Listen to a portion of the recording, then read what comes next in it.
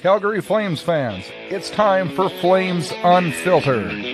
Entertaining and controversial hockey talk with your host, Brad Burud. The quest for the North begins. Let's drop the puck, Flames fans.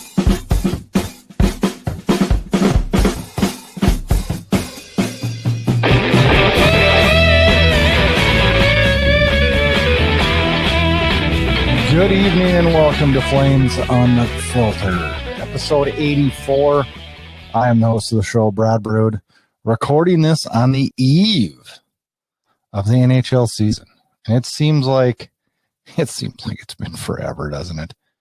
Man, it seems like it's been forever since that disasterful loss to Dallas. I almost said in Dallas. It wasn't in Dallas, but yeah, that's behind us now. We got a new team, a lot of changes, a lot of roster changes, a lot of things to be excited for in the great city of Calgary.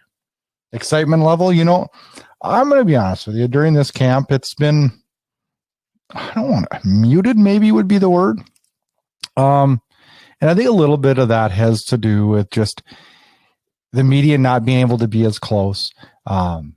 Not having exhibition games, that changed everything. And not having it drawn out where you're going to have your normal camp where you're cutting guys, moving to the next phase, cutting guys, moving to the next phase, cutting guys, where it all just kind of fell in our lap. And then late this afternoon, we got our roster. And man, the last couple of days, Flames fans have lost their mind. And we'll talk about that a little bit as Twitter kind of went crazy. We look like Canucks fans, guys. But anyways, roster comes out today, and it's a lot of what I expected, and I think what a lot of fans expected. COVID worries are prevalent. As I believe it was 27 reported COVID cases since camp, 17 of them in the Dallas Stars organization. Filtering news that there's guys throughout the league. They're not really confirming exact names. There's some speculation on some guys. We'll talk about that also later. And a thought came to mind. And I don't want you guys to think I'm barbaric or crazy or whatever, but has anybody ever thought of the fact that, timing is so critical? And not that I want anybody to ever get COVID or anybody to deal with it. But the truth is, too, that most of these athletes that have gotten it have explained that their experience was not difficult because of their age and the shape they're in and everything like that. So don't start sending me hate mail or freaking out on me, but I was thinking about this the other night. Would you rather hear that Matthew Tkachuk is out for 14 days with COVID the second week of February, or would you rather hear that the first week of April? If your guys are going to get it, you want them to get it early. Now, I'm not saying that I want guys out there licking doorknobs here trying to get this. I'm just saying that it's kind of a weird one. I don't want anybody to get it, but if you are, let's get it early. Let's get healthy. Let's get going. With no live games to go to, that's going to be different this year. But I've got my NHL package in place. All my apps are updated. I went through it, got my Apple TV raring to go. On both my TVs, I put in a new 75-inch in the studio/office / game room / hockey watching room. What do you want to call it? No worries to have to save your money for tickets this year. So, or, anything like that. I have no media events to book. I've got none of that. So I thought, well, I might as well get a new TV and make sure everything's up and going. Sportsnet comes in clear, comes in beautiful, and I'm ready. I'm ready for Flames hockey, and I'm actually ready for tomorrow night. Actually, when this releases tomorrow, it'll be today, but we'll get, whatever. I'm ready for the games tomorrow. I think that's going to be fun watching Edmonton and Vancouver, and I'm excited. I'm finally to that level of, tomorrow the NHL season starts. It's a good thing. And excitement. We got a big show for you tonight. It's the eve of hockey, and we got a good show planned out. It's a jam-packed show. We'll touch a little bit on the Intra-Squad scrimmages. We'll move into some training camp notes, talk about some player moves. The waiver madness that ripped through Calgary yesterday. Holy cow. And I'll give my 2 cents on the roster formation, depth charts on where they're at and where I would like to see them. We'll talk some Flames news, some news from the North, and Facebook poll about how many points will the Flames earn in the first 10 games this year. Some interesting results there. We'll wrap with a quick preview of that opener on Thursday night in the great city of Winnipeg and a slight preview. It's kind of hard to preview when we haven't got going yet, of the 2-game set with Vancouver coming to the Saddle Dome, and we will have that on Saturday night, and we will also have that on Monday, as it's hard to believe the NHL's here, and it's time for Flames hockey.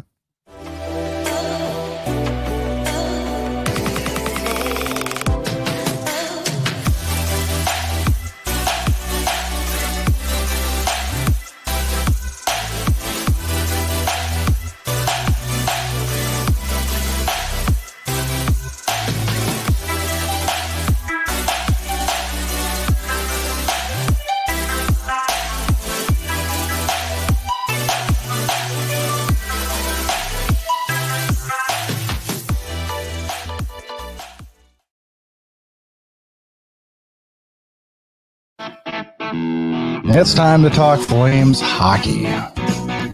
It's going to be good. I hope it starts off good. So critical.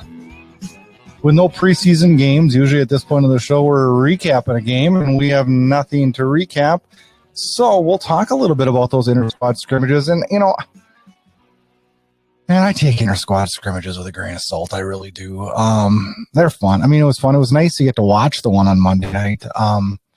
But you know what? You can only take them for really what they're worth, and it's not a lot. I hope the coaches got what they needed to see out of them. And inter-squad scrimmages last Thursday and this Monday. Some players that I thought looked good. I thought Valimaki looked good, and why would I not say that? I've been screaming about Valimaki since he went overseas and showed us what a great young prospect we have in him. I also liked Adam Rosiska. I thought he looked good, and you know, is this guy ready? Is this guy going to surpass Godden as that young we might see in the lineup this year? And we'll talk a little bit about that in the rosters later on, but it's going to be hard to have those guys break the lineup. Or is maybe this year getting some games in the American Hockey League, I pray we do, where we can see him really develop, really take charge of that league, and hopefully move into a spot next year. That would be a blessing to see some of the prospects come through. I thought David Riddick has looked confident and solid and restored some of that confidence that was zapped the hell out of him last year in the playoffs when that unfortunate game and that horrible pull by Jeff Ward that sent Riddick into a recipe for disaster. And he completed the recipe too. He was god awful. Good to see he's back, and back to the David Riddick that I've always had a soft spot for and cheered for. I don't think he's our starter. Obviously, we got our man now, but David Riddick is a solid backup, and I'm happy to have David Riddick as a backup for this team. I think you need a strong backup, and David Riddick is perfect for the job, and excited to see how he does. Louis Domingue got a little bit of action on Monday too, and I thought he was decent. He stopped Tkachuk on a breakaway. That was interesting and funny a little bit, and all in all, you know, entertaining to watch, but not and a little weird to watch too with I don't know, just home in the wager. It looked weird, but anyways, it's done, it's over. I would have liked to seen one preseason game, but you know what, you don't always get your wish in hockey, do you? It's good to see the guys back on the ice, though. It was the biggest thing I took away from the inter-squad scrimmages.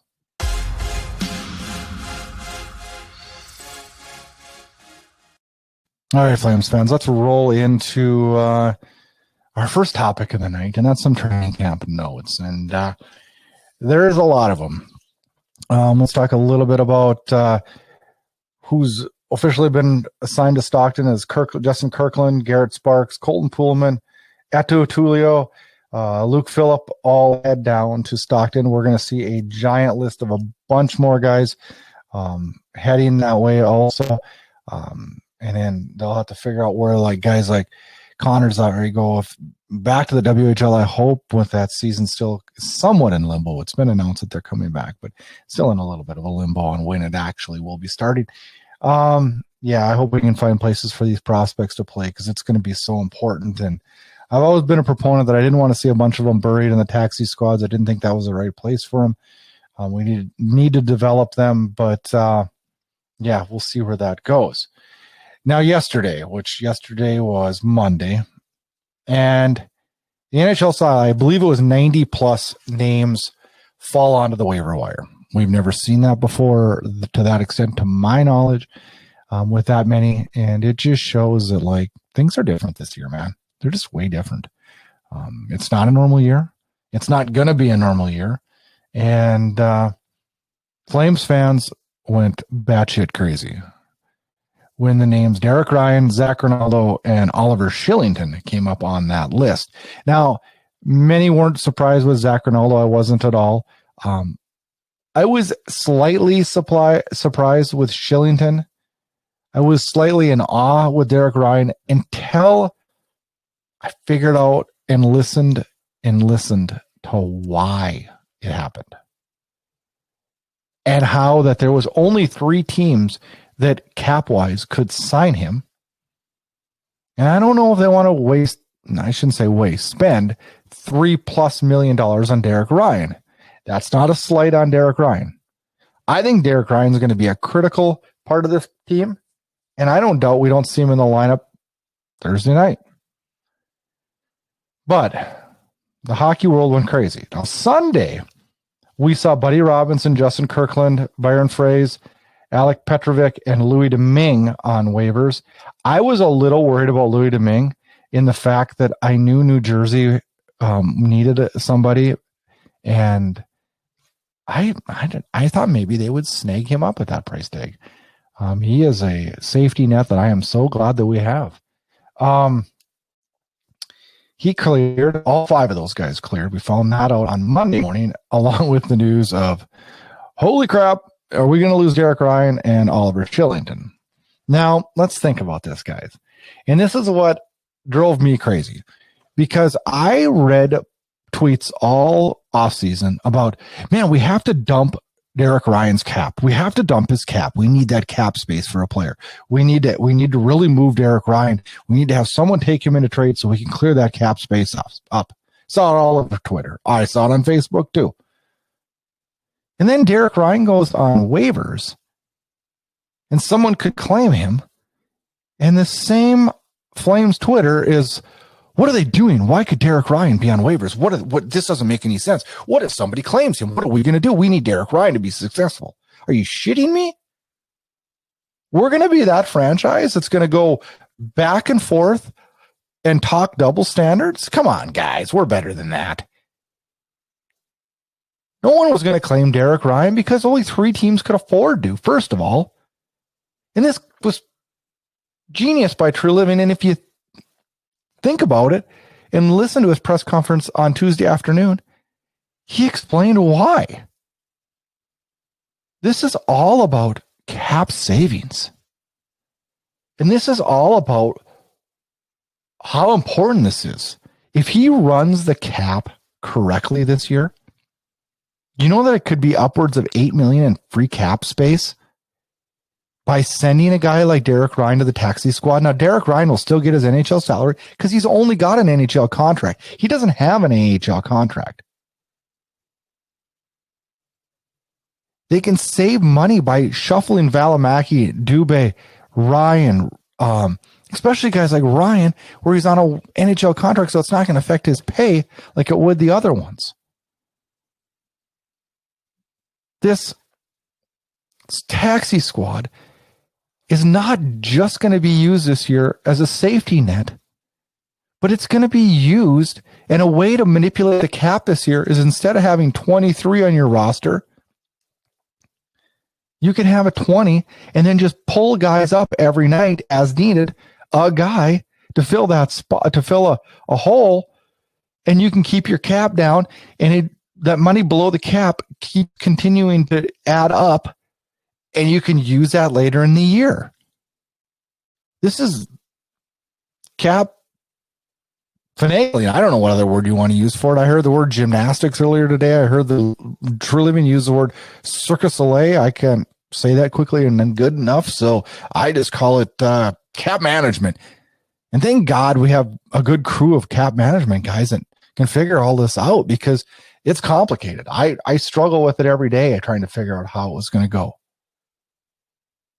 We had a group of guys that needed waivers to be cleared to be able to go up and down from the taxi squad. That was Deming, Shillington, Petrovic, Ryan, Robinson, Ronaldo, and Fraze.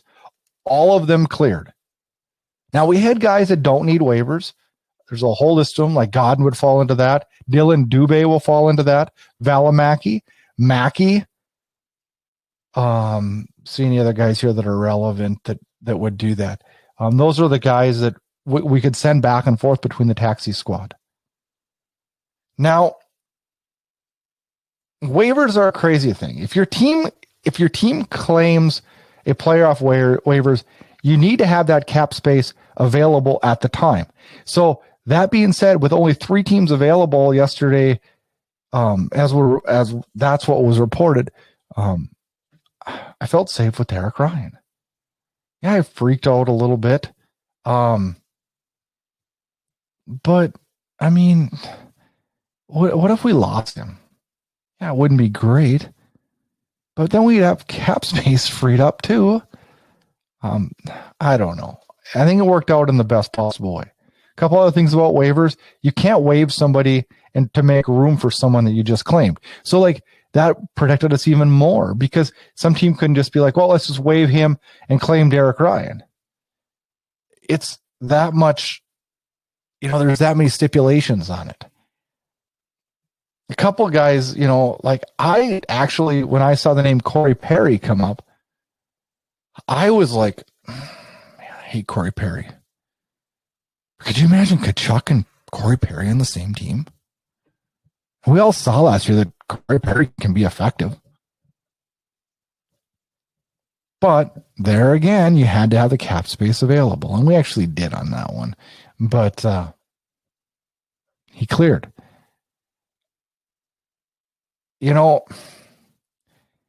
It's all about, finagling that cap space and getting room. Now, Shillington is another one. I saw so many messages, tweets, everything about this organization is screwing over Oliver Shillington. Okay. Well, let's talk about Oliver Shillington. When I see and I watch Oliver Shillington, I see a guy that I'm like, wow, does this guy move? And does he have huge upside? Well, then that goes back to the question, how quick should prospects develop? And why haven't we felt more safe with him on the blue line? Have you felt safe with Oliver Shillington on the blue line? I love his ability to move the puck and his ability to skate the puck. But how many times did we see him skate the puck, turn it over, and it's a 2-on-1 going back the other way? Now, I'm not trying to be overly critical on Oliver Shillington. I like him. I still think I'm glad he's on the roster, and I still think there's a place for him. But by having the ability to send him up and down to the taxi squad helps us with cap, but it also gives us versatility. We need that. We need to be able to see, what's going to happen and where we're going to be able to, we need that versatility. If Mackey's, we're going to play him, and we need that versatility. Now that cap hit can be fully buried. As Ryan Pike reported that Ronaldo and Shillington's cap hits can be fully buried, and $1.075 million of Ryan's hit, which is $9,267 per day, can be buried too. I would expect the Flames to rock a 20-man roster on the off days as much as they can to bank this cap space. This is something we've never seen before. And God, I pray we never see it again, because this is going to help teams that are up against the cap, which is damn near the whole league this year, with it being a flat cap. There's going to be a lot of maneuvering. We'll talk about this roster here in a little bit as we head into segment 2 of this. Let's touch briefly on injuries and COVID. last week I talked about Tyler Parsons a little bit and questioned why he wasn't in camp. And it slipped my mind. I completely slipped my mind that Tyler Parsons has an ankle injury, and he was injured during the offseason. It's a injury that he's not able to play right now, and he will be going to Stockton when it does heal. And I totally spaced that one. I'm sorry. Sam Bennett was out. He is back. He came back to the camp on Sunday. A lot of people speculated COVID. I'm not going to lie, I did too. They're saying it is an undisclosed injury day to day, but he has been back. He did play on Monday nights in the scrimmage, and it's good to have him back because he is a critical part of this team.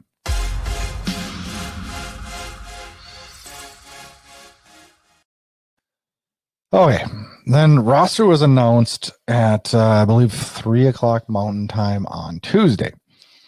And it caught me off guard. There's one thing that caught me off guard. I had planned out my roster and my lines, and we'll talk about my lines in a minute, but first we'll talk about the roster. I had my roster all picked. I had 23 rostered players, 6 taxi for a total of 29 players. Just fit under the cap. But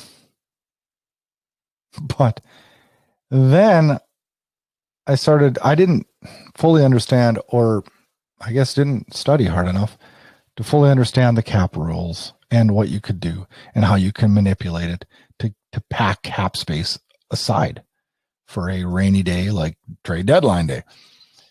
So when the Flames announced today that they rostered 20 players and 6 taxi players for a total of 26 players, I said, whoa, what's going to happen now? Is that enough players with COVID? It scares me. It still scares me. And I think I've got a solution to how they'll fix that. Of course, the goaltending was exactly what we expected. The defensemen rostered were Anderson, Giordano, Valimaki, Tanev, Hanifin, rhymed, and Nesterov. And Nesterov has been very, very good. He's been with Valimaki the whole camp, and I expect we'll see that tomorrow, or Thursday night, excuse me.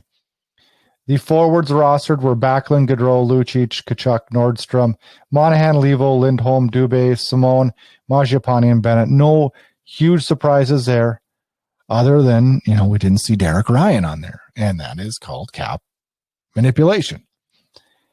Then the taxi squad was announced, and that was Connor Mackey, defenseman, Derek Ryan, center, Zach Ronaldo, left wing, Buddy Robinson, right wing, Oliver Shillington, left defense, and Louis Domingue.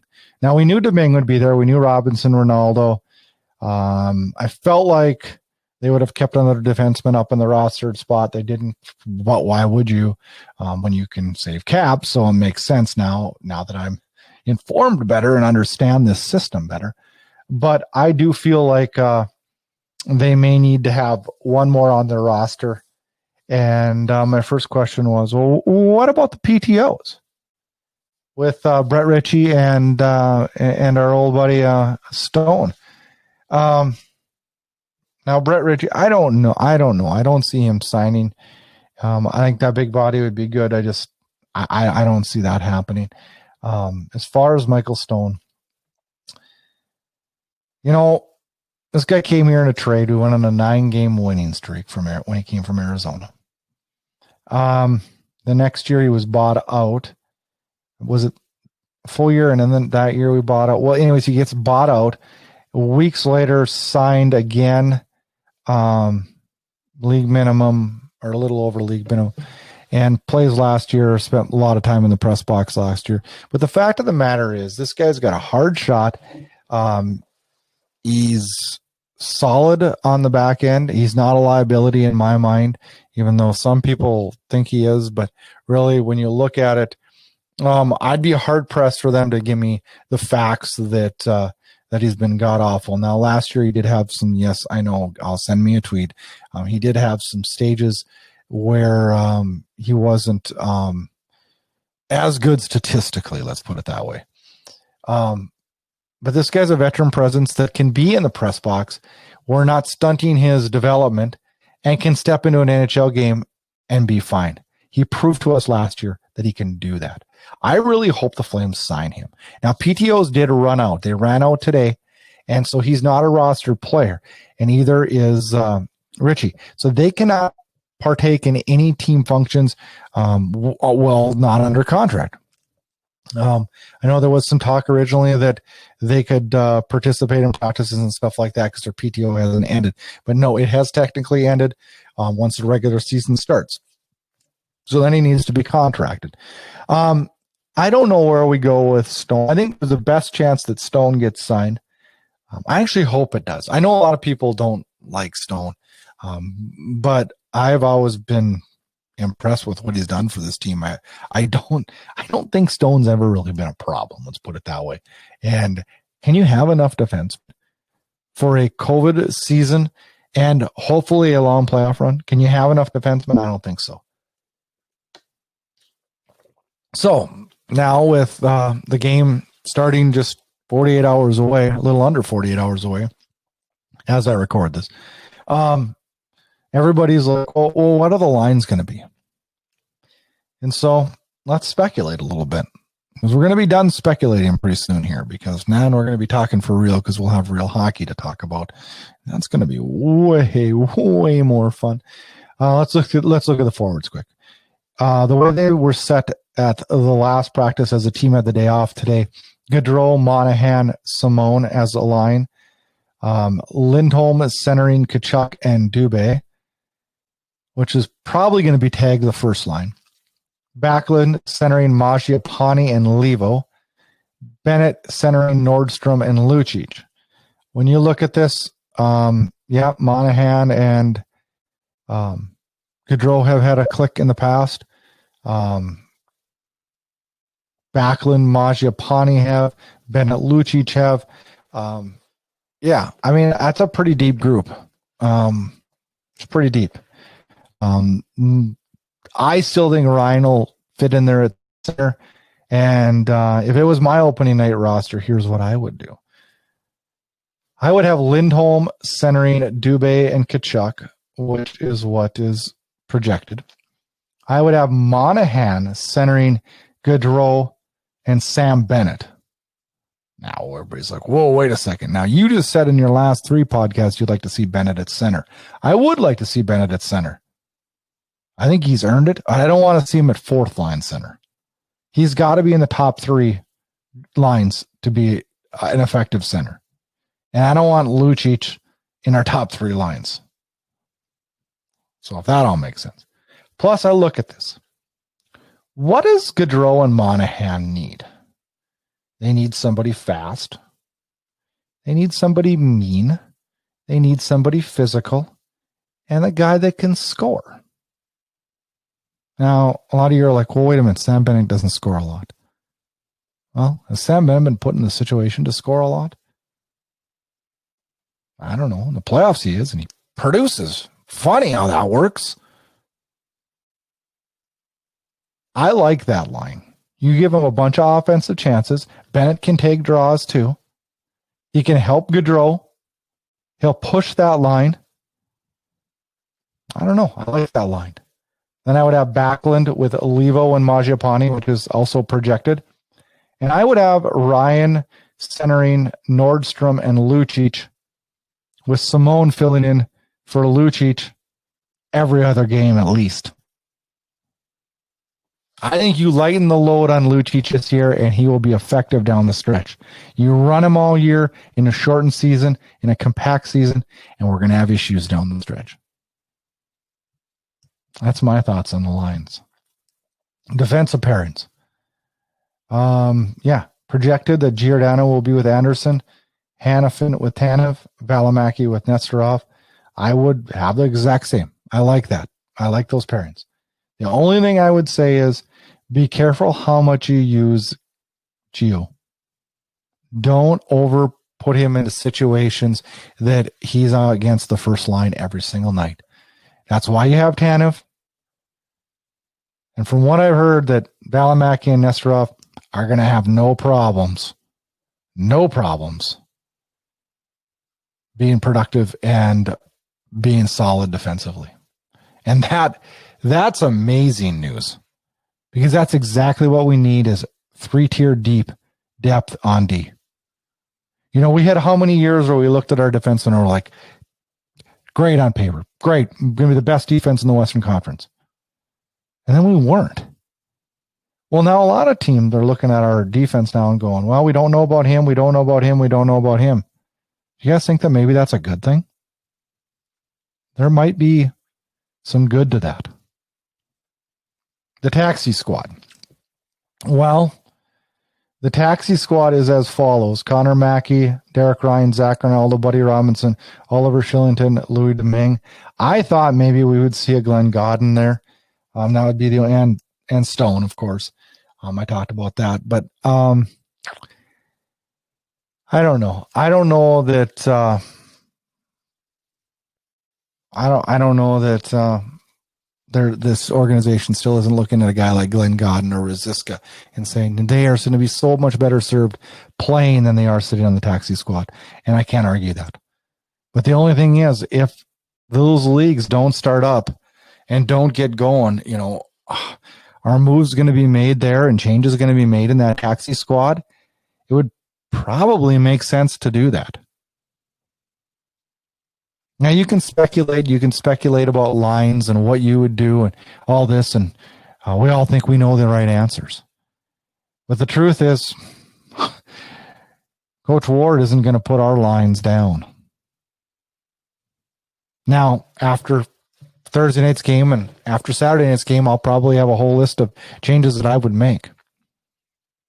But one thing I hope this year, especially with a team that has a lot of new guys on their roster,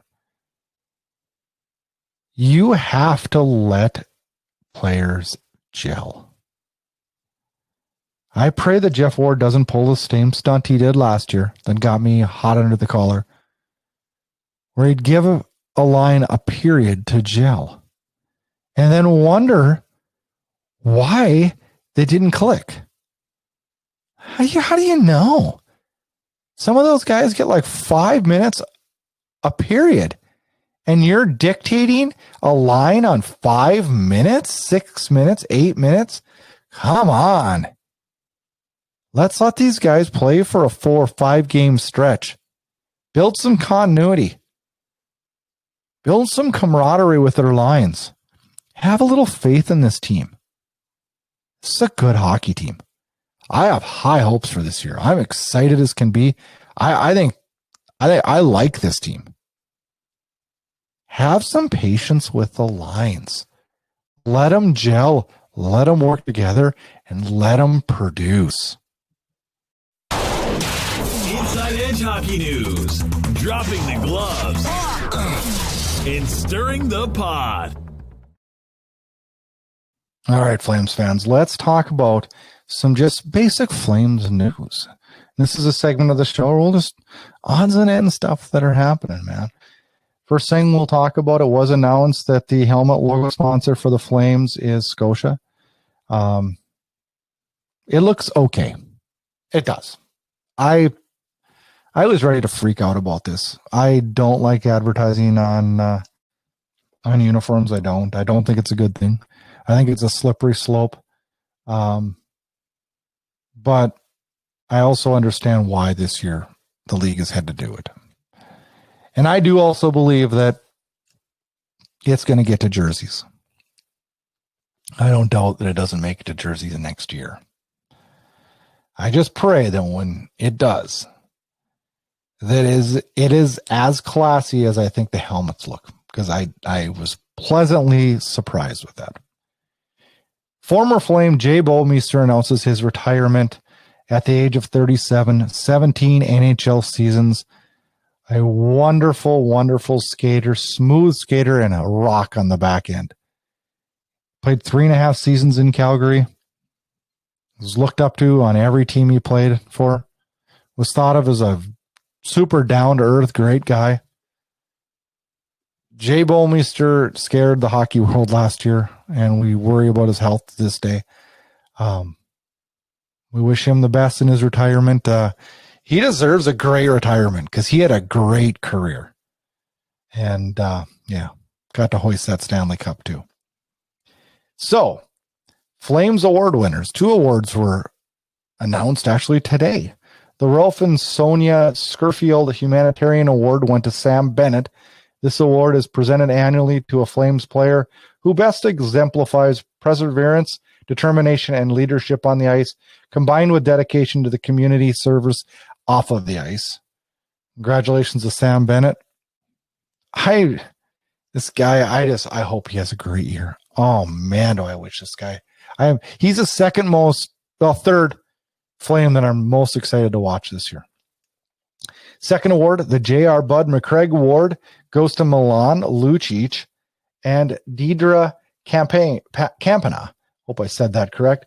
This award honors 2 Flames personnel, a staff player and staff member who best exemplified Mr. Craig's enduring virtues of respect, courtesy, and compassion for all the individuals they encountered in their professional and everyday life. Congratulations to the 2 award winners. Let's take a trip in the division and some news from the North, as the North Division, which we'll all call the Canadian Division all year, you know we will, gets named and gets a sponsor. And it's the same sponsor that's doing our helmet. It is Scotiabank. And as much as I hated the helmet thing, I didn't care about this because these divisions are only lasting a year, and we'll probably have our divisions named next year again. So I can live with that. I can live with that. Actually, the logos look pretty decent, and it's doable. Vancouver took a few days off from practice for COVID reasons. Due to extreme caution, they had a false positive test. But then I saw some Twitter scuttlebutt. As I was getting ready to record here tonight, where it looks like JT Miller is unfit to play. Now, I don't want to speculate, but it makes you wonder if he's maybe one of those with the COVID. Gary Bettman held a press conference yesterday and talked about the league, and he said that the NHL players and staff will get in line like everybody else for COVID vaccines. There will be no purchasing of vaccines from the league. There'll be no special treatment. There'll be no nothing. The league is treating its players like normal people. The last thing this league wants to do is, take something that the public needs away from them because they're professional athletes. And I think that's a good decision by the league. Gary Bettman also, when asked about revenues, said that the NHL's revenues are generated directly and indirectly at games is 50% of league revenue, which is ticket, concessions, parking, etc. Makes up 50% of what the league makes. He said that the magnitude of this loss, when it comes to the magnitude of this loss in dollar terms starts with a B, meaning that they're going to lose billions of dollars this year, this league is, and the owners are. He also went on to say it would be a smaller number if they just shut down. Now, I know some owners are not happy about playing, and I don't blame them. And the players aren't having to give up anything, and they say they are because it's got escrow and all this. And you look at the percentage of what the owners are going to lose compared to what the players are going to lose. Man, this thing's got to get back to 50-50. And I don't know how the players are ever going to be paying this back. I don't know how it'll get done. Waivers, let's talk about waivers from in the division. Edmonton put just some notable ones, and all of these were unclaimed. Edmonton, Jujhar Khaira, the forward, was unclaimed. Montreal, Corey Perry and Michael Frolik were unclaimed. Vancouver, Louis Eriksson was unclaimed. Big shocker.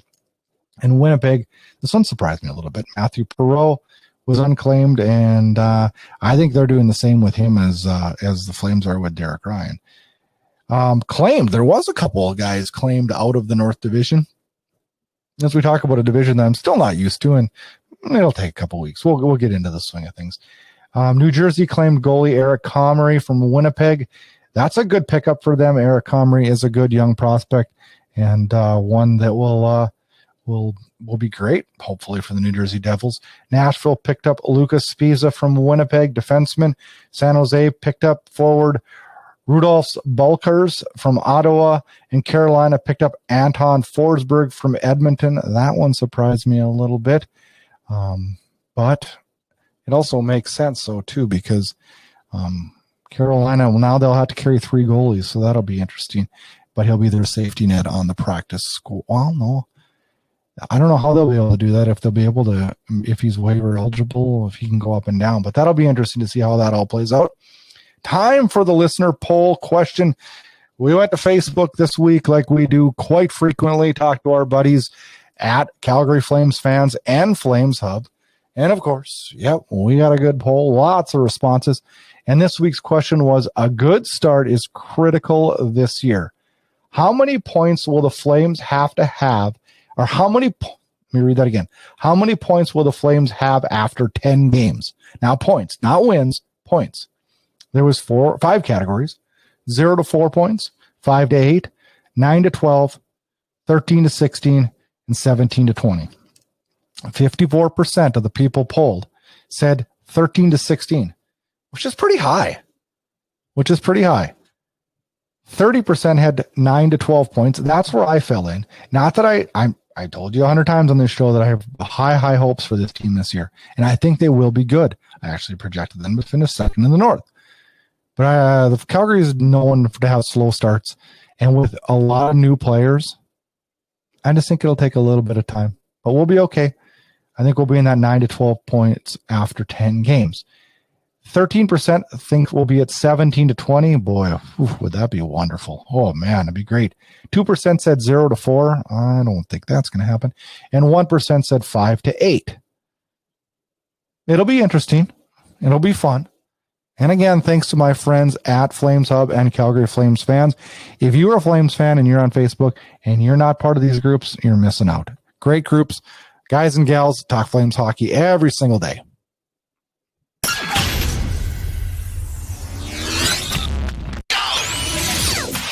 Get all your Flames Unfiltered podcasts, team news, team updates, and highlights at flamesunfiltered.com.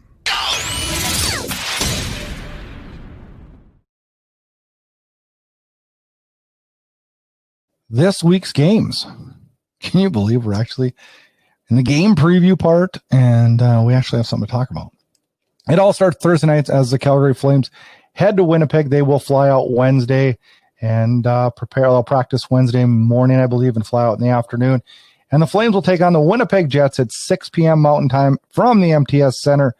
Calgary last year finishes the year 36-27-7, 79 points, third in the Pacific. They beat Winnipeg in 4 games in the play-in round, then lost to Dallas in 6 games in round 1. Winnipeg, on the other hand, 37-28-6, 80 points. Can you get any closer? Fourth in the Central Division, since last year they were in a different division. They lost to Calgary in 4 games in the play-ins. And don't forget the Matthew Tkachuk hit on Scheifele and the injury to Scheifele that he was out for the rest of the year. Will that come into play? Will that be a factor? Is that something that we'll even be talking about? I don't know. It'll be interesting. It sparked the rivalry, if anything. I don't know, maybe I'm different than a lot of you guys. I've always thought of this rivalry as being a pretty strong rivalry.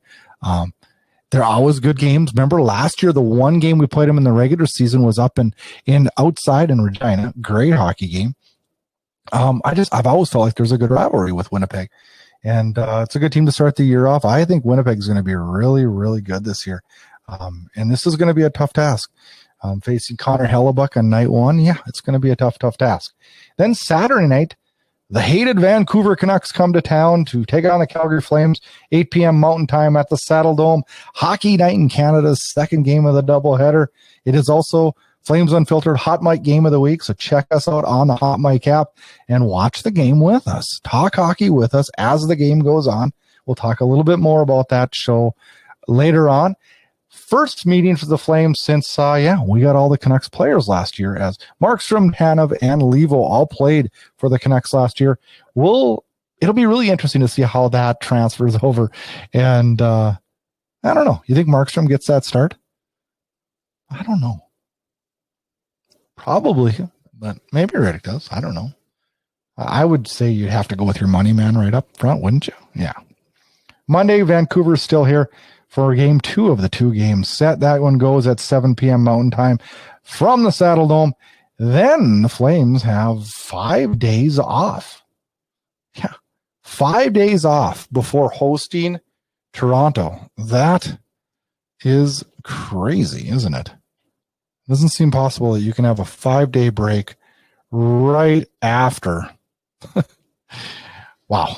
Anyways, we mentioned a little bit ago about the HOTMIC game of the week, and yeah, we're going to get going on that. The first HOTMIC game of the week, it is Saturday night, January 16th, when Vancouver comes to town, and this season, Flames Unfiltered is super pumped to have this game of the week.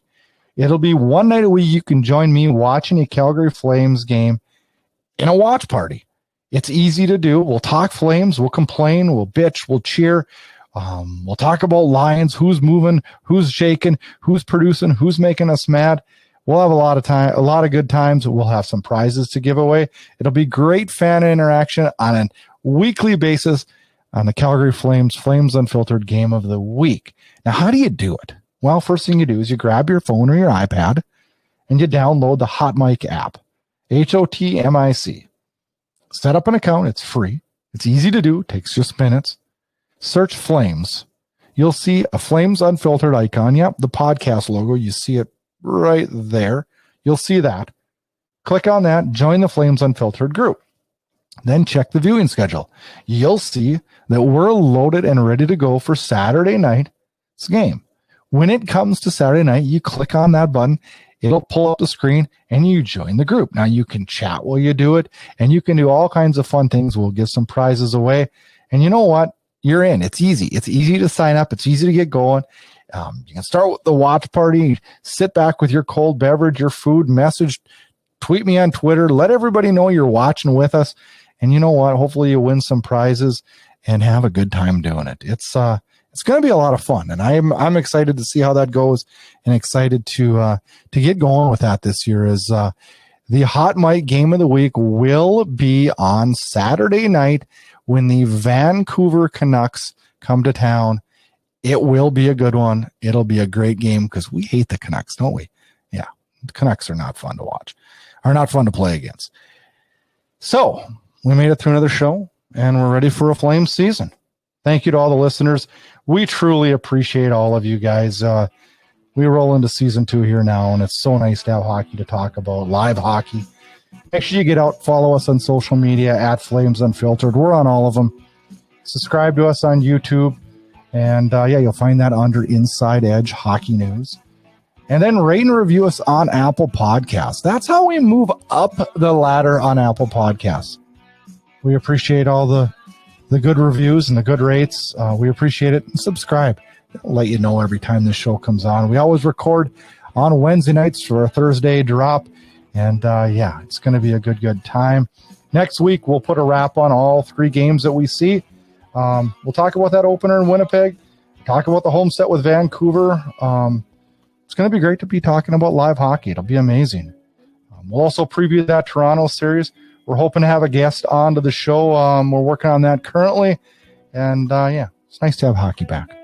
It's good to have something positive in life, right? Stay safe, everybody. This COVID thing's not done, and we need to be safe, secure, take care of your families. It's going to ease. It's going to be nice to have hockey. It's a big part of my life, and I know a big part of your guys. And hopefully we can all get out there and enjoy the opener on Thursday night and have a great weekend of hockey. Take care, Flames fans. See you next week.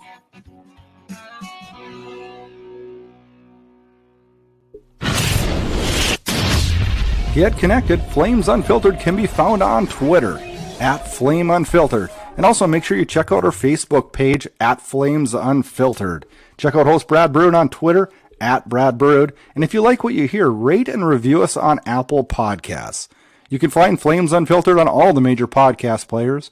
And consider subscribing to Inside Edge Hockey News on Patreon. That'll get you exclusive content and much more. Thanks again, and enjoy the hockey action. Play on! Yeah, baby! Play on! Yeah, baby! Thanks for tuning in to Flames Unfiltered. Check back for more action-packed Calgary Flames talk.